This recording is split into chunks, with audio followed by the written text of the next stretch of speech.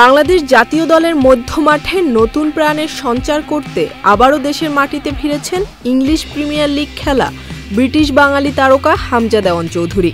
সিঙ্গাপুরের বিপক্ষে AFC Asian cup 2027 qualifiers এবং ভুটানের বিপক্ষে ফিফা টায়ার 1 প্রীতি ম্যাচ খেলতেই আজ সকাল 11:15টায় লন্ডন থেকে বাংলাদেশ বিমানে ঢাকায় এসে পৌঁছান তিনি।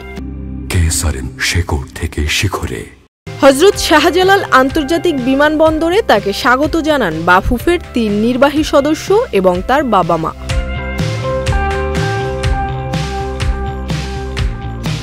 বিমানবন্দরের আনুষ্ঠানিকতা শেষে সরাসরি টিম হোটেলের পথে রওনা দেন হামজা। সন্ধ্যার আগেই বঙ্গবন্ধু জাতীয় স্টেডিয়ামে অনুশীলনে নামার কথা রয়েছে তার। গত মার্চে ভারতের বিপক্ষে অভিষেক ম্যাচেই জাতীয় দলের জার্সিতে নিজের দক্ষতা প্রমাণ করেছিলেন হামজা চৌধুরী। এবার সিঙ্গাপুরের বিপক্ষে হোম ম্যাচে তার উপস্থিতি হতে যাচ্ছে বাংলাদেশের জন্য বড় এক শক্তি। তবে তার প্রত্যাবর্তন শুধু মাঠের পারফরম্যান্সেই সীমাবদ্ধ নয়, এটি দেশের ফুটবলেও পেশাদারিত্বের নতুন বার্তা বয়ে নিয়ে এসেছে। এই মিডফিল্ডারকে ঘিরেই আবারও ঘুরে দাঁড়াবে বাংলাদেশের ফুটবল, এমনটাই প্রত্যাশা করছেন কোটি ফুটবল প্রেমী। Jerin Sumi, channel I.